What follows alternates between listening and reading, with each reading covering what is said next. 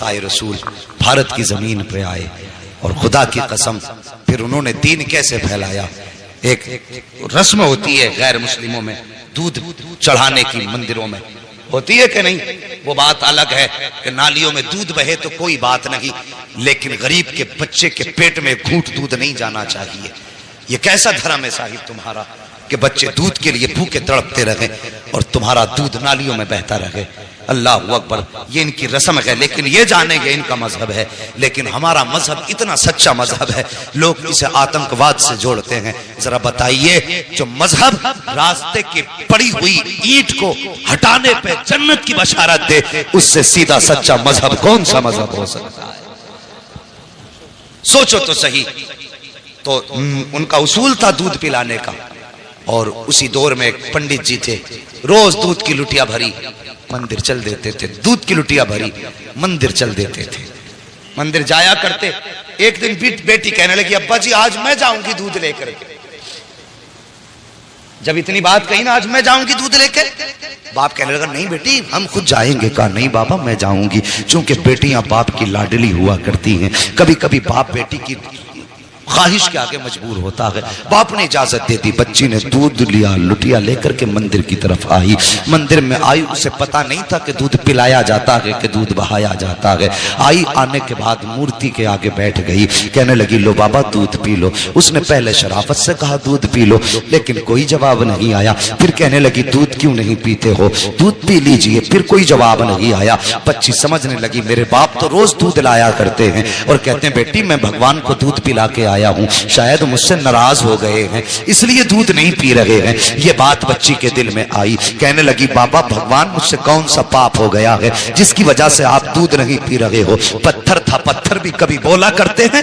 बच्ची ने सोचा शायद ये मुझसे नाराज है। फिर बच्ची ने बहुत बड़ा अहद कर लिया। बच्ची ने कहा अगर तुम दूध नहीं पियोगे तो तुम्हारे चरणों में अपनी जान दे दूंगी। ये कह के बच्ची ने लुटिया तो इधर रखी है और अपना सर उसके कदमों में मारना शुरू कर दिया है। इस बेदर्दी के साथ उसने सर पटका कि माथे से खून बहना शुरू हो जाता है। जब बच्ची सर पटकती रही, रोती रही, उसी रास्ते से इत्तेफाक से गरीब नवाज का गुजर हो जाता है, अताए रसूल का गुजर होता है। जैसी गरीब नवाज ने बच्ची को रोते देखा, सर पटकते देखा, आप आए हैं। आने के बाद पेशानी की जगह अपनी हथेली रख दी है। जैसी हथेली आई है, बच्ची ने यूं सर उठाया, सादा से बाबा को देखा, देख के कहने लगी बाबा कौन हो। कहने लगे बेटी बता तो सही बात क्या है, ये अपने ऊपर जुल्म क्यों कर रही है। उसने कहा बाबा आप जाइए, ये मेरे भगवान का मामला है। मेरे गरीब नवाज ने फरमाया बेटी बता तो सही क्या मामला है, आखिर ये क्यों कर रही है। उसने कहा बाबा तुम क्या जानो, तुम तो मुसलमानों के धर्म गुरु हो, ये हमारे मजहब का मामला है। गरीब नवाज ने कहा बेटी बता तो सही बात क्या है। बच्ची कहने लगी सुनो बाबा अगर नहीं मानते हो तो सुनिए, मेरे बाप रोज दूध पिला के जाया करते हैं, लेकिन आज मैं दूध लेकर के आई हूं तो ये दूध नहीं पी रहे हैं, शायद ये मुझसे नाराज हैं, तो मैंने ये कसम खाई है या तो ये दूध पिएंगे या मैं अपनी जान दे दूंगी। जैसे इतना सुना है, गरीब नवाज कहते हैं बेटी बस इतनी सी बात है। कहा हाँ बस इतनी सी बात है। आपने फरमाया कि दूध क्यों नहीं पीते हो, जब बच्ची कह रही है तो दूध पी लीजिए। जैसे इतना कहा है, वो पत्थर टस से मस नहीं हुआ। आपने फरमाया सुनता नहीं कौन कह रहा है, मोइनुद्दीन कहता है दूध पी ले, उसने फिर भी दूध ना पिया है। उसके बाद गरीब नवाज ने उसके कान पकड़े और घुमा के कहा पीता क्यों नहीं है। जैसे इतना कहा है, पत्थर के हाथ हिलना शुरू हो जाते हैं। उसने प्याला पकड़ा है, होठों से लगाया है, दूध पीना शुरू कर देता है। और पीता क्यों नहीं, कहने वाला कोई आम न जाना था, जबान गरीब नवाज की थी। फैजान मदीने वाले मुस्तफा का हो रहा। नारे या रसूल अल्लाह, या रसूल अल्लाह, नारे जिंदाबाद जिंदाबाद, अल्लाह अकबर, सुभान अल्लाह, सुभान अल्लाह अकबर। बच्ची ने दूध पिलाया और जैसी चली घर की तरफ, उसके बदन पे खून, कपड़ों पे खून, चेहरों पे खून, उसका पूरा बदन खून से लथपथ था। और मुझे बताइए अगर कोई बेटी अकेली जंगल से आ रही हो और बदन खून में लथपथ हो, सर से खून बह रहा हो, तो कोई ये नहीं सोचेगा कि इसने चोट खाई है, طرح طرح کے گمان لوگوں کے دل میں آتے ہیں، طرح طرح کے خیالات لوگوں کے دل میں آتے ہیں۔ بیٹی پنڈت کی تھی، جب گھر کی طرف چلی ہے، بستی میں قدم رکھا، بستی والوں میں شور ہو گیا کہ پنڈت جی کی بیٹی دیکھو خون میں نہا کے آئی ہے۔ اللہ اکبر، گاؤں والے لوگ پیچھے پیچھے ہو گئے، بچی گھر آئی ہے۔ اللہ اکبر، باپ نے بیٹی کے ماتھے پہ خون دیکھا، باپ تو باپ ہوتا ہے چاہے وہ کسی بھی دھرم کا ہو، تڑپ گیا، کہنے لگا بیٹی بات کیا ہے؟ اس نے کہا بابا میں دودھ لے کر کے گئی تھی اور میرے بھگوان نے دودھ پینے سے انکار کیا، انہوں نے دودھ نہ پیا تو میں نے قسم کھائی تھی کہ اگر دودھ نہیں پیو گے تو میں تمہارے چرنوں میں اپنی جان دے دوں گی۔ یہ کہہ کے میں نے جب سر ان کے قدموں پہ مارا ہے، اللہ اکبر، سر قدموں پہ مارا ہے، وہ کہتی ہے تب میرے جسم میں خون بہا ہے، تب سر پھٹا خون بہنے لگا، لیکن بابا میں دودھ پلا کے آئی ہوں۔ بچی نے جیسی اتنی بات کہی، باپ کہنے لگا کیا کہہ رہی ہو؟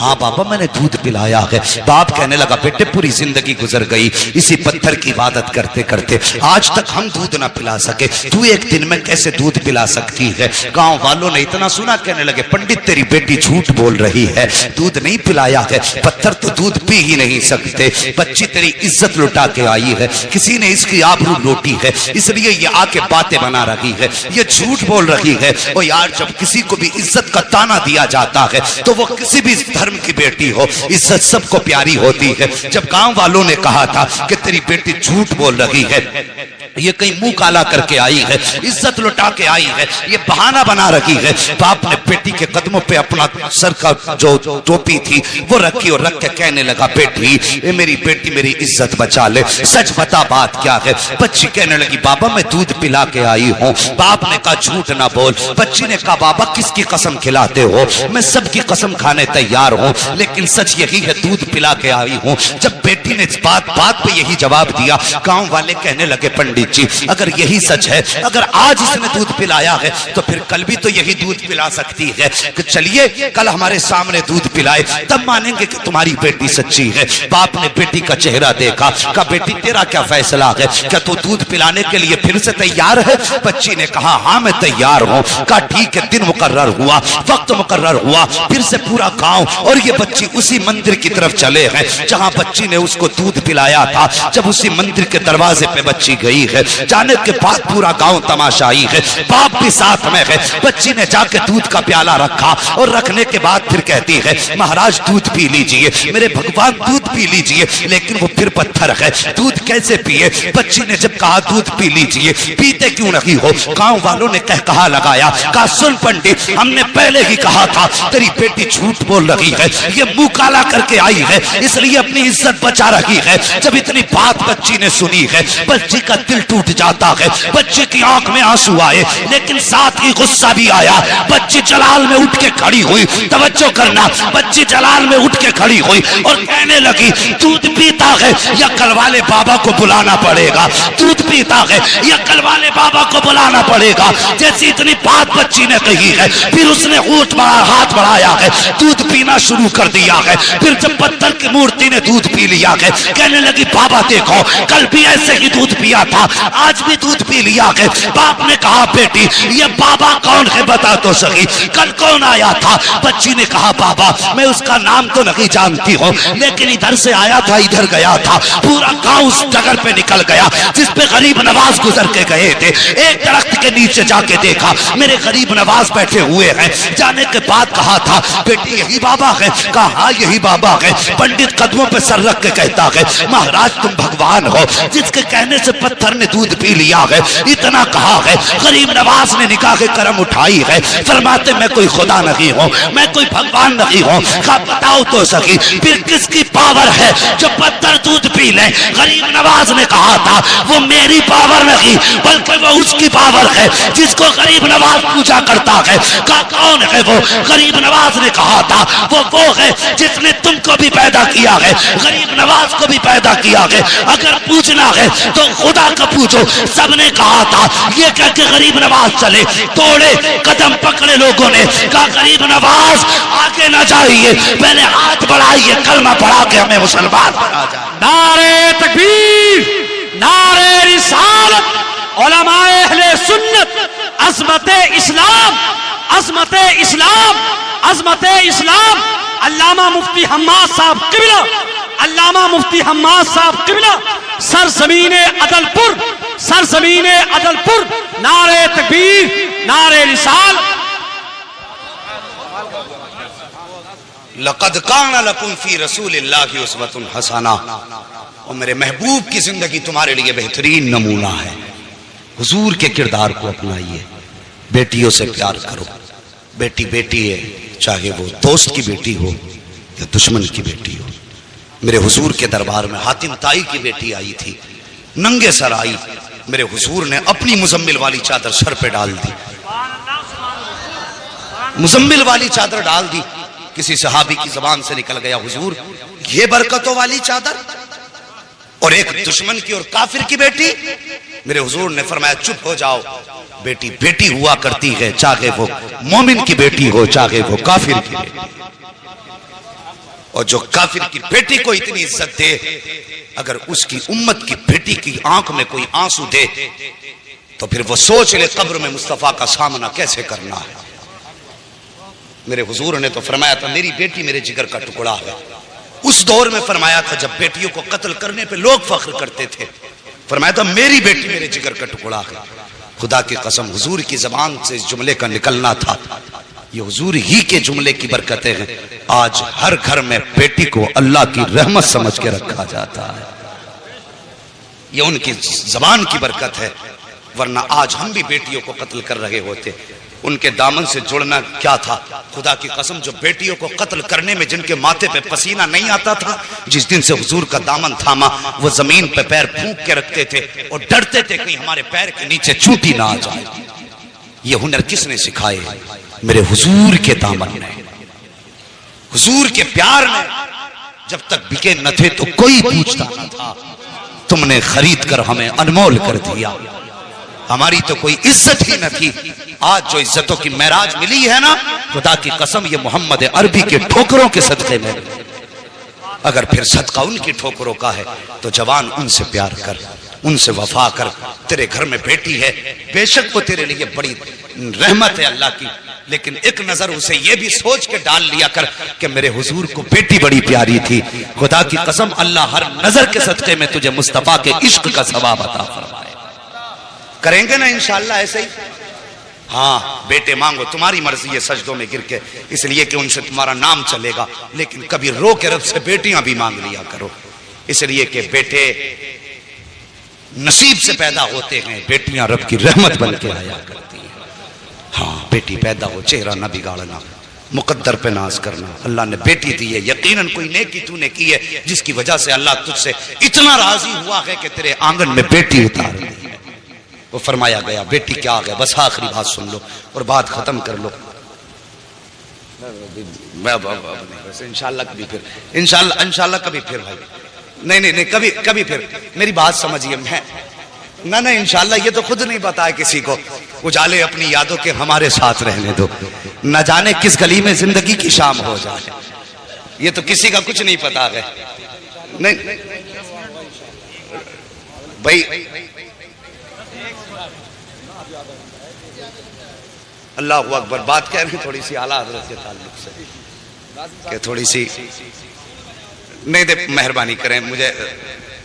نعرہ تکبیر نعرہ رسالت علماء اہل سنت علامہ مفتی حماد صاحب قبلہ، علامہ مفتی حماد صاحب قبلہ. نعرہ تکبیر نعرہ رسالت. اللہ اکبر. بیٹیوں کو دیکھ کے مسکرا لیا کرو، اس سے مصطفیٰ بھی راضی ہوں گے، ہمارا خدا بھی راضی ہوگا. اور اگر کبھی گھر میں برکت نہ ہو نا، کبھی گھر میں برکت نہ ہو اور تمہیں لگتا ہو آفتیں آ گئی ہیں، بزنس بند ہے، کام ٹھپ ہے، جو بھی کرتے ہیں کوئی نہ کوئی مصیبت لگ جاتی ہے، فرمایا پھر مصلی بچھا، 2 رکعت نماز پڑھ. تیرے گھر کے اندر بیٹی یا بہن موجود ہے، اسے مصلی کے آگے بیٹھا اور پھر رب کے آگے ہاتھ پھیلا دے اور بس اتنا کہ یا اللہ اس بیٹی کے صدقے میں میرے گھر میں برکتیں عطا فرما دے. فرمایا گیا، بزرگوں نے فرمایا ہاتھ نیچے بعد میں آتے ہیں، خدا کی رحمتیں گھر میں پہلے اتار دی جاتی. اللہ اکبر. او یار لوگوں کی دل جوئی کرو، کسی کا دل نہ دکھاؤ. پوری زندگی ہو گئی مسلک اعلیٰ حضرت کا نعرہ لگاتے ہوئے. اعلیٰ حضرت کو سمجھو کون ہے اعلیٰ حضرت. ذرا قریب سے سمجھیے، میں ان کی زندگی سے پر بیٹھ کے حکومت کی ہے، لیکن ہندوستان میں تنہا بادشاہ ہے جو زمین کے اندر جا کے بھارت کو چلا رہا ہے۔ بے شک سبحان اللہ۔ یہ انگریز نے کہا تھا، ہم نہیں کہہ رہے، ہم کہیں تو لوگ کہیں گے عقیدت میں کہہ رہا ہے، وہ تحقیق کر، انگریزوں کی عادت ہوتی ہے ریسرچ کی، پورا بھارت گھوم گھام کے جا کے کہنے لگا سب سے زیادہ تعجب کی بات یہ ہے کہ ہر جگہ زمین کے اوپر بیٹھتا ہے راجہ تب دیش چلتا ہے، لیکن بھارت میں تو زمین کے نیچے لیٹ کر کے دیش چلایا جا رہا ہے۔ اللہ اکبر۔ سرکار غریب نواز نے پھر آ کر کے مصطفیٰ کے کرم کے وہ دریا بہائے، اللہ اکبر۔ بیٹھے گزر رہے تھے، کچھ لوگ آگ کی پوجا کر رہے تھے، غریب نواز کی نگاہ کرم پڑ گئی، کہنے لگے یہ کیا کر رہے ہو؟ کہنے لگے کہ ہم اس کی پوجا کر رہے ہیں۔ آپ نے فرمایا اس سے کیا فائدہ؟ کہا ہم اس کی پوجا اس لیے کر رہے ہیں تاکہ مرنے کے بعد یہ ہمیں نہ جلائے، مرنے کے بعد یہ ہمیں نہ جلائے۔ کہا کتنے دن ہو گئے؟ کوئی کہنے لگا 40 سال ہو گئے، کوئی بولا 60 سال ہو گئے۔ کہا ذرا اس میں ہاتھ رکھ کے دکھانا۔ جب ہاتھ رکھنے کی باری آئی تو کس میں ہمت تھی؟ کسی میں ہمت نہیں تھی۔ آپ نے اپنے پیر کی جوتی نکالی اور نکال کے بولے لو معین الدین کا بدن تو الگ بات ہے، اگر اس میں ہمت ہو تو میرے پیر کی جوتی جلا کے دکھا دے،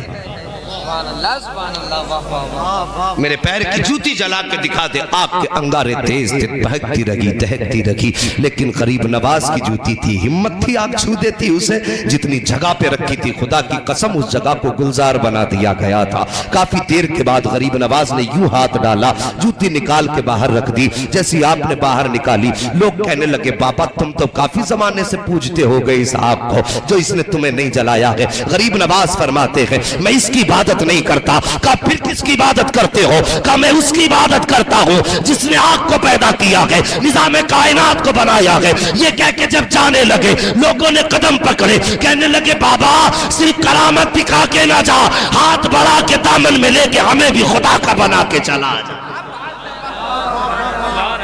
اللہ اکبر۔ یہ شان غریب نواز کی ہے، یہ میرے مصطفیٰ کے شہزادے ہیں، ان کے در کی سخاوت کی بات کون کرے؟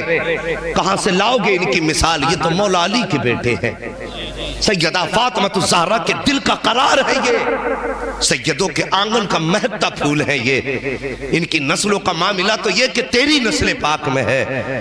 بچہ بچہ نور کا، تو ہے عین نور تیرا، سب گھرانہ نور اللہ کا۔ سب کو سلامت رکھے۔ مجھے خوشی ہو رہی ہے کہ نیچے بیٹھنے والوں کو بھی مصطفیٰ کی نعت یاد ہے، اور یہی اپنی کوشش رہتی ہے جوانوں، جب کل گھر سے نکلو، اسکول جاؤ، کھیتوں میں جاؤ، تو پھر گانے گاتے مت جانا، مصطفیٰ کی نعت کے ترانے گنگناتے جانا ہے۔ ہاں اٹھتے بیٹھتے نبی کی نعتیں پڑھا کرو، نہ جانے کہاں پر زندگی الوداع کہہ دے، کچھ نہیں پتا۔ گاؤں گاؤں جا کے آپ دیکھ لو، وہاں پر بوڑھوں کی تعداد کم، جوانوں کی زیادہ ہے۔ اس کا مطلب کیا ہے؟ مطلب یہ ہے کہ بڑھاپے تک لوگ کم ہی پہنچ پاتے ہیں، زیادہ تر جوانی میں ہی لوگ ختم ہو جاتے ہیں۔ مہربانی کرو جوانوں، آخرت کی تیاریاں کرو، اللہ والوں کے دامن سے وابستہ رہو اور ان کے دامن سے جڑے رہو، اور اپنے دل کی دنیا اللہ کے ولیوں کے قدموں میں ڈال دو، اور پھر جب ان کے ہو جاؤ گے نہ تو جھوم کے کہا کرو گے جب تک بکے نہ تھے تو کوئی پوچھتا نہ تھا، تو نے خرید کر ہمیں انمول کر دیا۔ اللہ اکبر۔ غریب نواز کی بات کر لوں، اجازت ہے تھوڑی اور بات کر لی جائے؟ اجازت حضرت، پوری اجازت۔ ذرا سارے کہہ دیں یا رسول اللہ، سارے بولیں یا معین۔ اللہ سلامت رکھے۔ بس توجہ کریں میرے غریب نواز، مہربانی کرو۔ آپ کے دربار میں نا آپ کے ایک مرید تھے، بڑے غریب تھے، بیٹھے ہوئے تھے، ایک تاجر آیا، اس نے آ کے نا آپ کے مرید کا گریبان پکڑا آپ کے سامنے، وہ کہنے لگا میرے پیسے کب دے گا؟ غریب نواز نے یوں نگاہ اٹھائی، آپ نے فرمایا یہ اس کے ساتھ زیادتی کیوں کر رہا ہے؟ اس نے کہا آپ کو نہیں معلوم اس پہ پیسے میرے بہت دن کے ہیں۔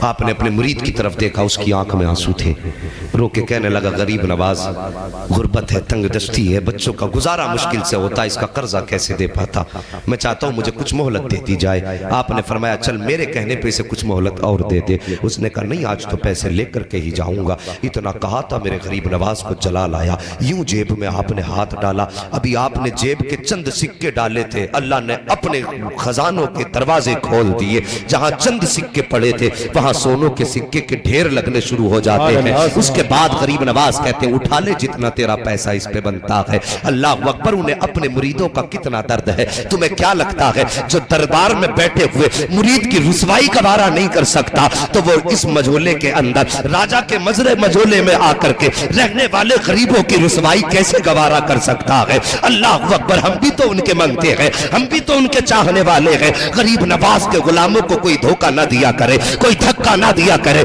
इन्हें सताया ना करो। कोई ये मत समझना ये लावारिस है, खुदा की कसम लावारिस सोचने वाला लावारिस होगा। ये तो वो है जिनका गरीब नवाज भी वारिस है, मदीने वाला मुस्तफा भी वारिस। नारे तकबीर, नारे रिसालत, उलमाए अहले सुन्नत, मसलके आला हजरत मुफ्ती हम्माद साहिब क़िबला जिंदाबाद। वाजिशो न छेड़ो मेरा है कोई जहां में। हम इतने भी तो लावारिस नहीं कि जो चाहे जैसा चाहे कर दे। हम भी कोई वारिस रखते हैं। मुझे गर्दिशो न छेड़ो मेरा है कोई जहां में, मैं अभी पुकार लूंगा नहीं दूर है मदीना। हमें कोई लावारिस न समझे तो आपने ढेर लगा दिया सोने का, उठा ले जितना तेरा पैसा हो। उसने पैसा उठाना शुरू किया। वो समझ रहा था गरीब नवाज इधर नहीं देख रहे हैं, जितना उसका था उसने ज्यादा उठा लिया, ज्यादा उठा लिया और लेकर के चला गया।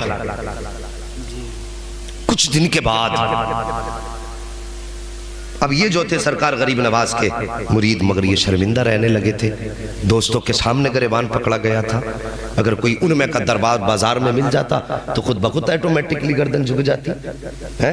अगर किसी के साथ ऐसा मामला हो जाए, फिर वो कहीं मिल जाए तो शर्म आएगी ना बात याद करके। ये सोच के शर्मिंदा हो जाते थे, रोते रहा करते थे, या अल्लाह ये मेरे साथ क्या हुआ है, या अल्लाह ये मेरे साथ क्या हुआ है। अगर कोई आपके साथ ज्यादती करे ना तो गुस्सा ना किया करो, अगर कोई आपको परेशान करे ना तो फिर अपने आप को कोसा ना करो। आओ बताऊं, एक अल्लाह के वली मजजूब थे, गुजर के जा रहे थे। जब रास्ते से गुजरे ना तो उनकी चप्पलें जो तो लकड़ी की या जिस चीज की भी थी, गुजर के जा रहे थे, बारिश हुई थी। अब जो पैरों से कीचड़ लगता था वो उछलता भी था। मजजूब थे, दीवाने थे, बेहतियाती में चले जा रहे थे। एक खातून बैठी थी दरवाजे पर, उसके जैसे आपका पैर पड़ा ना पानी में, छींटे उसके कपड़ों पे आ गए। उसका महबूब उसकी करवट में बैठा था, जैसे उसके कपड़ों पे छींटे आए उसने कहा इस जाने वाले ने मेरे कपड़े खराब कर दिए। उसका महबूब उठा, आशिक उठा और जाके उसने अल्लाह वाले के मुंह पे तमाचा मारा।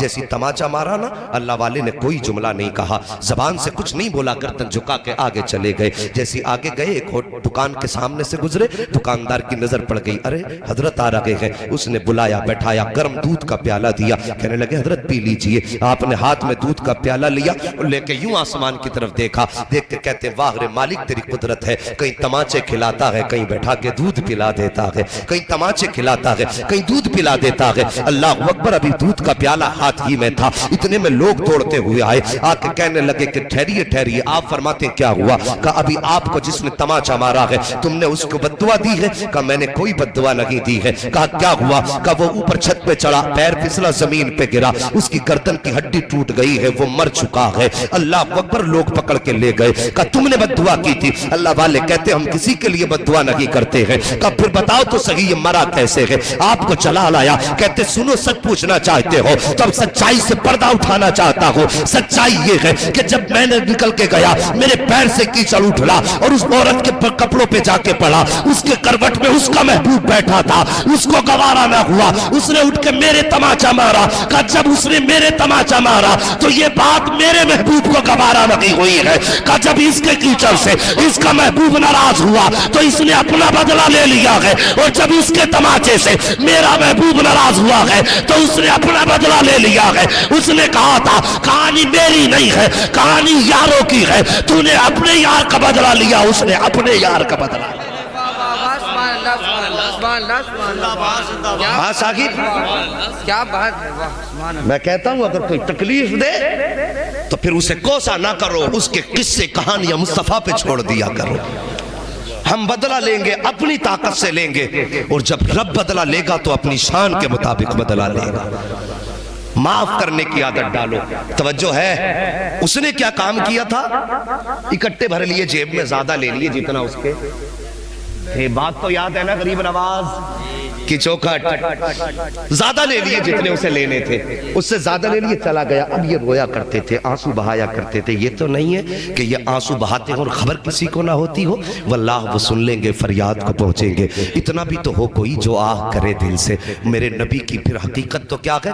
آقا کہ آج بھی گنبد خضرا سے آواز آتی ہے، خنجر چلے کسی پہ تڑپتے ہیں ہم امیر، سارے جہاں کا درد ہمارے جگر میں ہے۔ وہ نبی جو یہ کہہ کے گیا ہے کہ اگر امتی کے پیر میں کانٹا لگتا ہے تو امتی کو درد بعد میں ہوتا ہے، مدینے والے کو احساس پہلے ہو جاتا ہے۔ یار جس کو ہمارے کانٹا لگنے کا احساس ہم سے پہلے ہوتا ہے، پھر جب اس کا امتی روتا ہوگا تو یہ کیسے سمجھ لیا وہ گنبد خضرا میں غافل ہوگا؟ خدا کی قسم بس وہ مہلت دیتا ہے، مان جاؤ مان جاؤ، اور جب سارے راستے بند ہو جاتے ہیں پھر رسی کھچتی ہے، اور جب رسی کھچتی ہے تو پھر سمجھو تو سخی اعلیٰ حضرت فرماتے ہیں الہما قہر ہے اے غوث، وہ تیکھا تیرا مر کے بھی چین سے سوتا نہیں مارا تیرا۔ اللہ اکبر، یہ ان کے بیٹے کی حقیقت ہے۔ اگر غوث کا جلال اتنا ہے تو مدینے والے کا جلال کتنا ہوگا؟ وہ منگتا رویا تو کوئی یہ تو نہیں کہ نبی کو خبر نہیں ہوئی؟ اور پھر غریب نواز کی چوکھٹ کا منگتا تھا۔ کچھ دن گزرے، ایک دن جو پیسے قرض لینے آیا تھا نا، چادر سمیٹے ہوئے تڑپتا ہوا غریب نواز کی بارگاہ میں آیا، کہنے لگا حضور مجھے معافی چاہیے۔ آپ نے فرمایا کیا ہوا؟ اس نے اپنی چادر اتار دی، اور جو دیکھا نا چادر اتار کے تو اس کا ہاتھ سوکھ چکا تھا، پورا ہاتھ سوکھ چکا تھا۔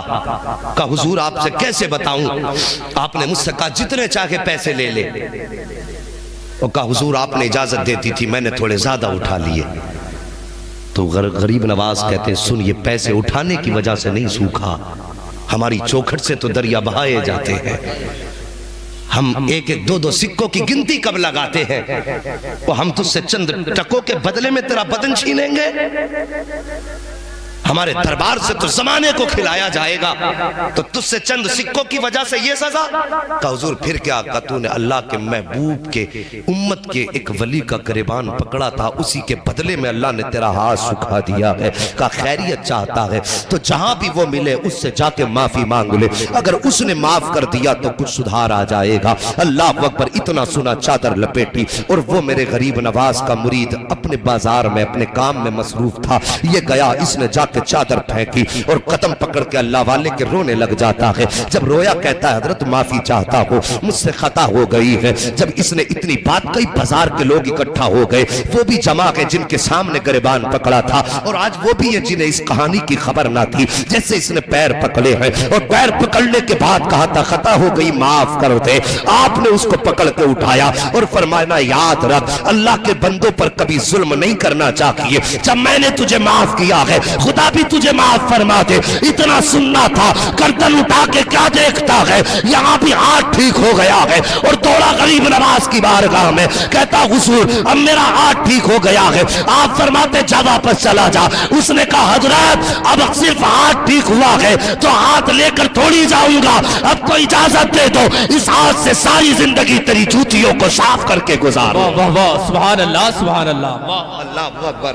پھر میرے غریب نواز نے ایک نگاہ ڈالی، اس کو بھی ولایت کی معراج عطا فرما دی۔ یہ ہے غریب نواز۔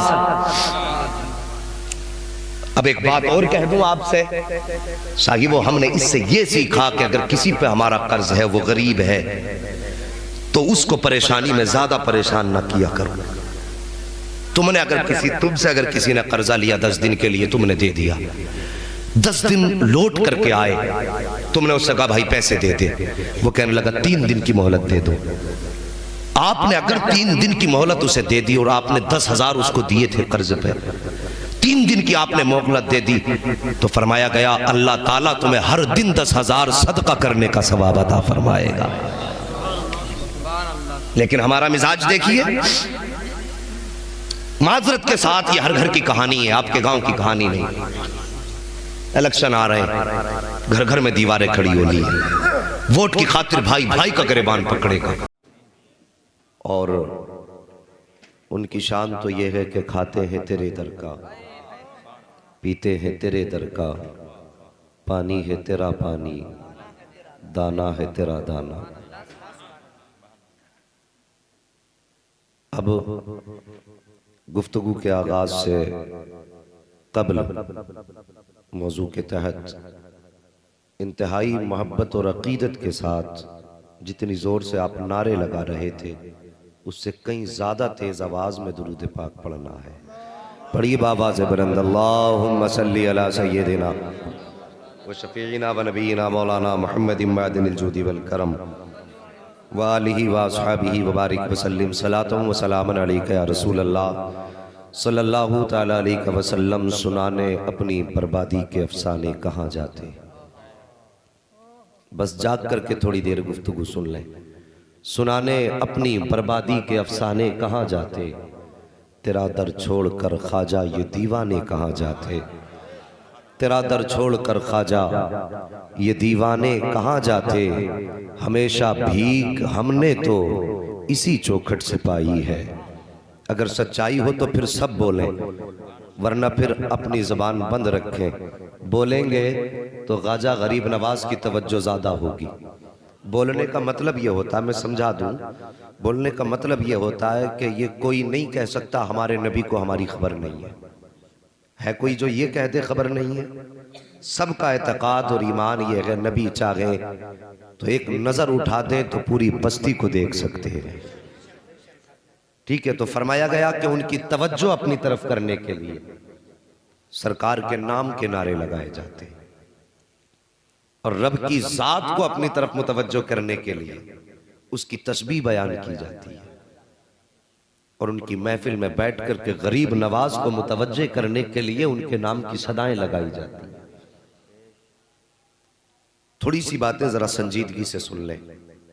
جوانوں بزرگوں نے کہا ہے جوش ضروری ہے لیکن جوش کے ساتھ ہوش بھی ضروری ہے.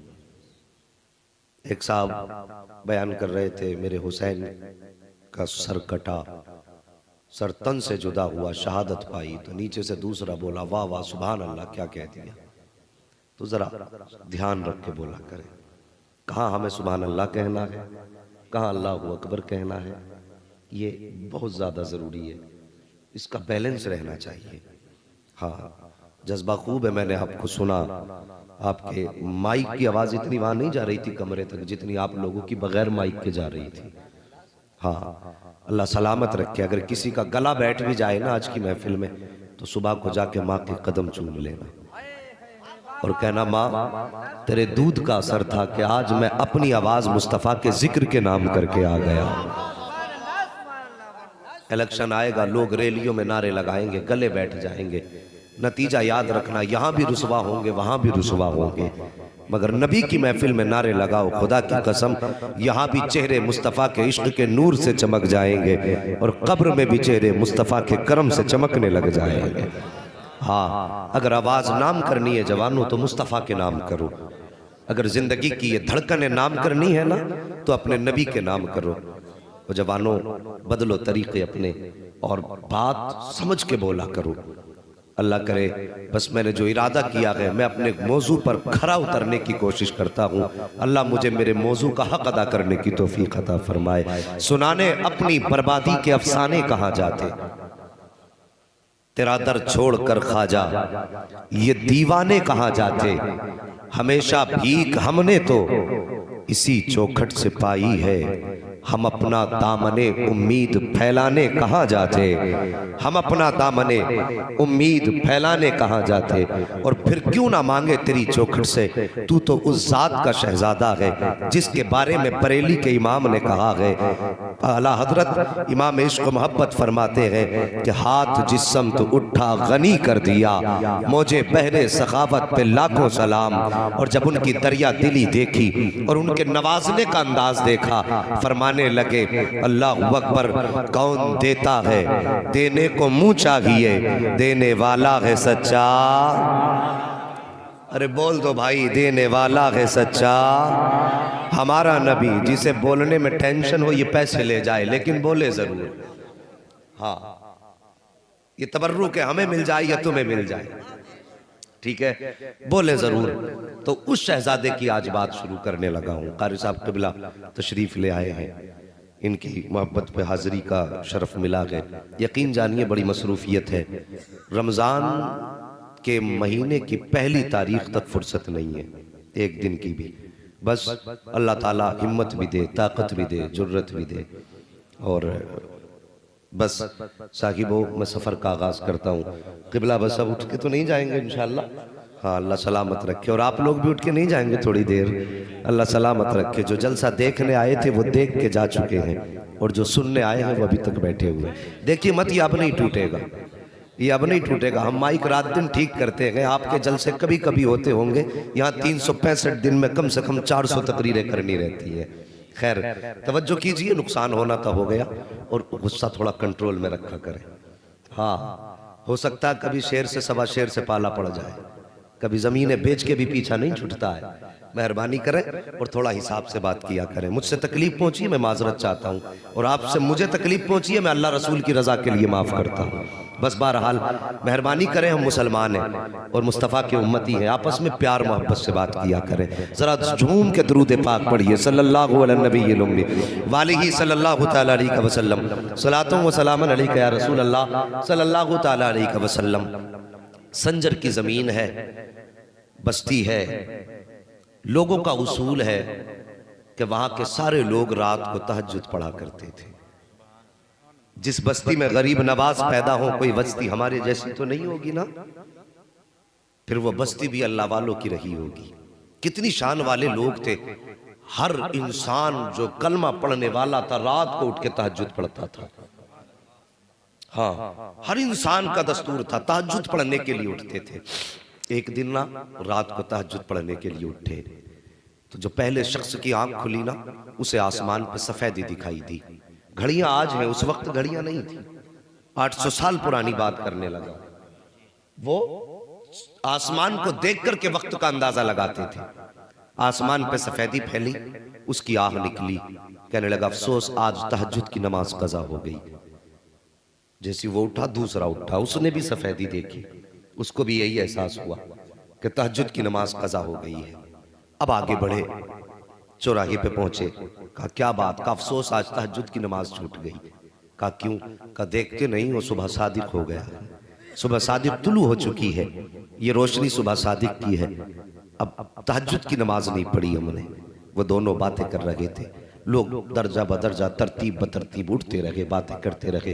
گھر سے نکلے مسجد کی طرف. جب مسجد کی طرف آئے نا تو راستے کے اندر اللہ اکبر میرے غریب نواز آپ کے والد گرامی سر سید غیاث الدین رحمت اللہ تعالی علیہ سے ملاقات ہو گئی. غریب نواز کے والد گرامی سے ملاقات ہو گئی.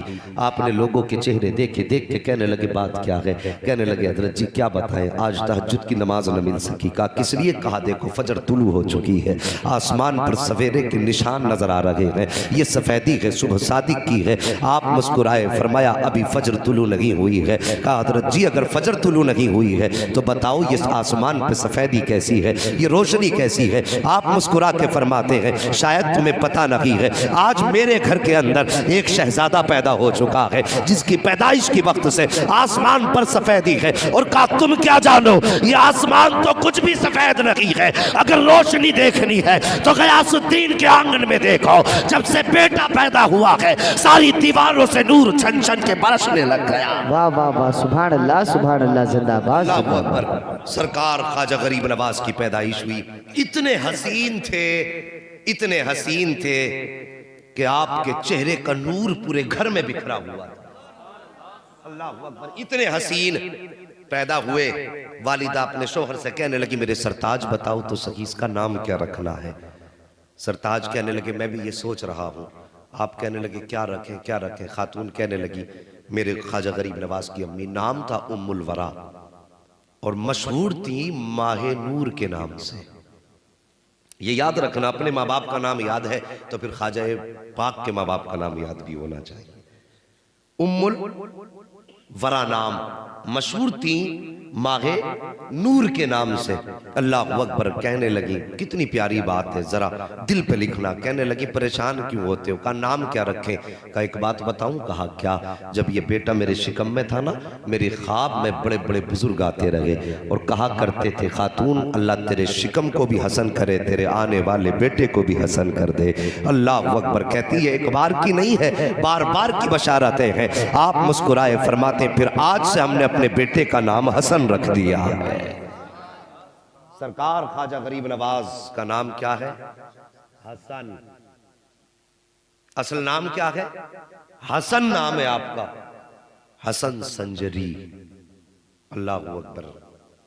وقت بدلا، وقت گزرتا گیا، باپ سے اپنے قرآن سیکھا آپ نے، اور قرآن اتنے خوبصورت لہجے میں پڑھتے تھے آپ کہ جب آپ قرآن پڑھتے تھے تو ہوائیں تھم جایا کرتی تھی، پرندے ٹھہر کر کے آپ کی تلاوت سنا کرتے تھے۔ اللہ اکبر۔ عمر شریف 14.5 برس کی ہوئی، باپ کا سایہ سر سے ہٹا۔ اور یاد رکھنا لوگوں، جب اللہ کسی کو رتبے بلند دیتا ہے نا تو پھر بچپن سے آزمائشیں بھی دیا کرتا ہے۔ 14.5 سال کی عمر شریف والد کا انتقال ہوا، وراثت میں آپ کو ایک پنچکی ملی اور ایک باغ ملا۔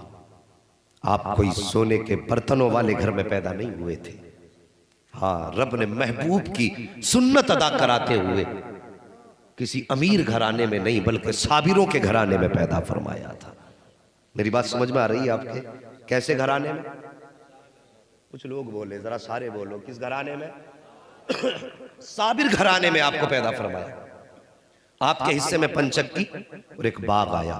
آپ کیا کرتے تھے نا، باغ میں آپ بیٹھ جاتے، کام کرتے رہتے، قرآن پڑھتے رہتے، آپ جھوم کر کے قرآن پڑھتے بیٹھ جایا کرتے، پرندے آتے قرآن سنتے۔ کئی بار ایسا ہوا کہ سرکار غریب نواز 14.5 سال کی عمر کے بعد 15ویں سال میں چل رہے ہیں، قرآن پڑھ رہے ہیں، کیا دیکھتے ہیں؟ باغ میں خود بخود صفائی ہوتی جا رہی ہے، خود بخود پنچکی چلتی جا رہی ہے۔ کئی دن ہو گئے دیکھتے دیکھتے، ایک دن غریب نواز کے دل میں خیال آیا، موئن آپ کہتے ہیں حسن ذرا دیکھ تو سہی یہ پانی کہاں سے چل رہا ہے، یہ چکی کیوں گھوم رہی ہے، آخر کون ہے جو باغ میں صفائی کرتا ہے؟ پتا ٹوٹ کے گرتا ہے، اس سے پہلے اٹھا لیا جاتا ہے، آخر صفائی کرنے والا کون ہے؟ آپ باغ کی طرف بڑھے اور جانے کے بعد کہا دوستو اپنے دوست سے چہرہ نہیں چھپایا جاتا ہے، ذرا چہرہ تو دکھاؤ، تم ہو کون جو میرے باغ میں کام کرتے ہو؟ اتنا کہنا تھا، 4 چہرے نگاہوں کے سامنے آئے، بڑے عجیب چہرے تھے۔ آپ نے فرمایا کون ہو؟ لیکن کسی کو انہوں نے ان سے ڈرایا نہیں۔ آج کچھ بھی نہیں ہوتا تھیلے میں پھر بھی کہتا جن تابع ہے، زیادہ بولا تو گھر تباہ کر دوں گا تیرا۔ ہے کچھ بھی نہیں، اپنے پلے کچھ نہیں، دوسروں کے در بدر بھیک مانگ کے کھا رہا ہے، اور دعوے اتنے بڑے پتہ نہیں 4 رکھتا ہوں تھیلے میں۔ سلیقہ سیکھ میرے غریب نواز کی چوکھٹ سے، عمر 14 سال ہے، نوکری جنات کر رہے ہیں، آپ نے کچھ نہیں کہا تھا، آپ اپنے کام میں مصروف ہو گئے۔ اللہ اکبر۔ علم دین سیکھا آپ نے، علم دین سیکھنے کے بعد اللہ اکبر، اس سے پہلے کی کہانی بتاؤں، آپ اپنے باغ میں بیٹھے تھے، وہ آپ کے باغ کے اندر ایک بزرگ نام حضرت ابراہیم قندوسی رحمت اللہ تعالیٰ علیہ، یہ مجذوب آدمی تھے، آپ کے باغ میں آئے، جیسے آ کے بیٹھے، میرے غریب نواز سے کہتے ہیں بیٹے بھوک لگی ہے۔ اللہ اکبر۔ آتا ہے فقیروں پہ انہیں پیار کچھ ایسا، خود بھیگ دیں اور خود کہیں منگتے کا بھلا ہو۔ آ کے کہتے ہیں بیٹے بھوک لگی ہے۔ غریب نواز کہتے ہیں اچھا بابا ذرا ٹھہر جائیے۔ ان مجذوب کو بٹھایا، آپ باغ میں گئے، پکے ہوئے انگور کا ایک گچھا لائے، لا کر کے رکھا، ایک ایک انگور دھو کے بزرگ کو دیتے جا رہے ہیں، کھلاتے جا رہے ہیں۔ آج کسی کے آم کے باغ میں قدم رکھ دینا، ہم نہیں جانی اگر ٹانگوں پہ لٹھ نہ مارا تو پھر کہنا مولوی تو غلط کہہ کے گیا تھا۔ یہ آج کی کنجوسی ہے، اور ان کے گھر کی ثقافت دیکھو، ایک ہی باغ ہے، آ کے کہا بیٹے بھوک لگی ہے، جو سب سے پکا گچھا تھا وہ لائے ہیں، ایک ایک انگور کھلاتے جا رہے ہیں۔ مجذوب کہتے ہیں بیٹے تمہارا نام کیا ہے؟ اتنا سنا آپ فرماتے ہیں مجھے حسن کہا جاتا ہے۔ کہا کس گھرانے سے تعلق رکھتے ہو؟ آپ کہتے ہیں میرے باپ بھی سید ہے، میری ماں بھی سید ہے، ماں حسنی سید ہے، باپ حسینی سید ہے۔ اتنا کہا تھا، کہتے ٹھہر جائیے۔ اللہ اکبر۔ جو ہاتھ میں انگور تھا بزرگ کے، ٹھہر جاتا ہے ہاتھ۔ اس کے بعد آپ نے اپنی جیب میں ہاتھ ڈالا، آدھی روٹی کا ایک ٹکڑا نکالا، نکالنے کے بعد کہتے ہیں آج حسن میری تلاش مکمل ہو چکی ہے۔ اتنا غریب نواز سن کے کہتے ہیں بابا کہنا کیا چاہتے ہو؟ کہتے ہیں تم نہیں جانتے ہو، جو میرے پیر و مرشد تھے مجھے انہوں نے ایک روٹی عطا فرمائی تھی اور کہا تھا آدھی روٹی پوری زندگی تجھے کھانی ہے، اور یہ آدھی روٹی تیرے پاس امانت کے طور پہ رہے گی۔ جیسی اتنی بات کہی ہے، کہا حضرت امانت کس کی؟ کہا میرے مرشد نے کہا تھا سنو، جب تم اپنے سفر پہ ہوگے، تمہاری ملاقات ایک بچے سے ہوگی جس کا نام حسن ہوگا، وہ خاندان سادات سے ہوگا۔ اللہ اکبر کا جب اس سے ملاقات ہو جائے تو آدھی روٹی اس کو دے دینا۔ اتنا سنا غریب نواز کہتے ہیں بابا اس روٹی سے ہوگا کیا؟ فرماتے یہ تو تم جانو اور دینے والا جانے، پہنچانا میرا کام تھا۔ غریب نواز نے وہ ہاتھ میں روٹی لی ہے، کہا حضرت جی کھانا کب ہے؟ کہا ابھی کھا لو۔ میرے غریب نواز نے ایک لقمہ توڑا ہے، جیسی وہ لقمہ حلق کے اندر گیا ہے دل کی دنیا بدل جاتی ہے۔ بس اب ایک ہی دھن تھی کہ کوئی ایسا مرشد مل جائے جو خدا تک پہنچا دے، کوئی ایسا ملے جو مصطفیٰ تک پہنچا دے۔ اللہ اکبر یہ جستجو بڑھ جاتی ہے۔ آپ پیر کی تلاش میں نیشا پور کی سرزمین پر پہنچے ہیں، وہاں پہ حضرت خواجہ عثمان ہرونی رحمت اللہ تعالیٰ علیہ، جن کو خواجہ عثمان ہارونی کہا جاتا ہے، آپ کی بارگاہ میں پہنچ جاتے ہیں۔ جانے کے بعد دست ہاتھ میں ہاتھ دیا ہے، مرید ہوئے ہیں۔ اب پیر و مرشد نے بٹھایا ہے، آپ کو عمل کرائے جا رہے ہیں۔ فرمایا بیٹے ذرا بیٹھو تو سہی۔ غریب نواز بیٹھے ہیں، آپ کو کچھ وظیفہ بتایا گیا۔ آج تو صاحب نہ کچھ آتا ہے نہ جاتا ہے۔ کہتے صاحب آنکھیں بند کر کے کہتے دے ورنہ تختہ پلٹ دیں گے، دے ورنہ تجھے تباہ کر دیں گے۔ ایک ایسا ہی آ گیا تھا بھکاری میرے اعلیٰ حضرت کی چوکھٹ پر۔ لوگ کہتے ہیں اعلیٰ حضرت نے شرک کو بڑھاوا دیا ہے، اعلیٰ حضرت نے کفر کو بڑھاوا دیا ہے۔ نادان اعلیٰ حضرت نے عقیدے کی حفاظت کی ہے اور کس شان سے حفاظت کی ہے۔ ایک بھکاری میرے رضا کی چوکھٹ پہ آیا اور آ کے کہنے لگا اتنے روپے دو، 5 روپے دو ورنہ تمہاری حویلی کا تختہ پلٹ دوں گا۔ میرے امام مکان سے باہر نکلے،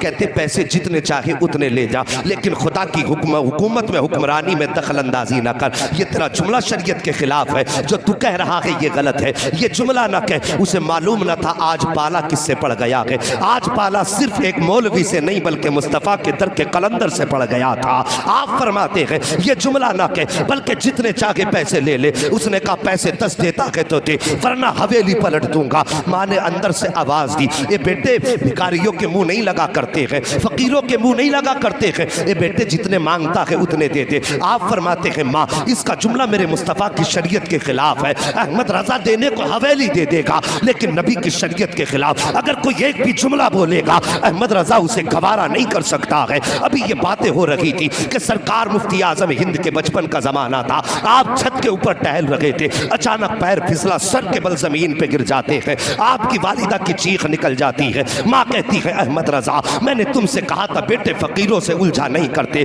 دیکھو تمہارا بیٹا چھت سے گر گیا ہے، اتنا سننا تھا۔ میرے امام کہتے ہیں اے ماں یہ تو ایک مصطفیٰ رضا ہے، اگر مصطفیٰ کی شریعت کے لیے 1000 مصطفیٰ رضا ہو تو سب کو قربان کر دوں گا لیکن شریعت کا سودا نہیں کر سکتا ہوں، اتنا کہنا تھا۔ مفتی اعظم اٹھے ہیں اور دوڑ کر کے اپنے باپ کے قدموں سے لپٹتے ہیں، کہتے بابا آپ کو جو فیصلہ کرنا ہے کیجئے، مصطفیٰ رضا کو ایک خراش تک نہیں آئی ہے۔ اعلیٰ حضرت کو جلال آیا، آپ نے اپنے پیر کے جوتی کو آگے کیا تھا، فرماتے سن تو حویلی پلٹنے کی بات کرتا ہے، احمد رضا کا جوتا پلٹ کے دکھا دے۔ اس نے ایک ہاتھ لگایا ہے، جوتے کو نہیں ہلا پایا، دوسرا ہاتھ لگایا ہے، جوتے کو نہیں ہلا پایا ہے، پوری طاقت لگا دی، جوتا نہیں ہلا پایا، پیچھے ہٹ کے کھڑا ہو گیا، کہنے لگا مولانا تمہارے پاس کوئی جادو ہے جس کی وجہ سے جوتا جام ہو گیا ہے۔ میرے امام نے مسکرا کے فرمایا تھا سنیے اپنی جہالت والی باتیں اپنی جیب میں رکھ، میں جادو کی بنیاد پہ نہیں بلکہ جو بھی کہتا ہوں مدینے والے مصطفیٰ کی حکومت کی۔ واہ واہ واہ، نعرہ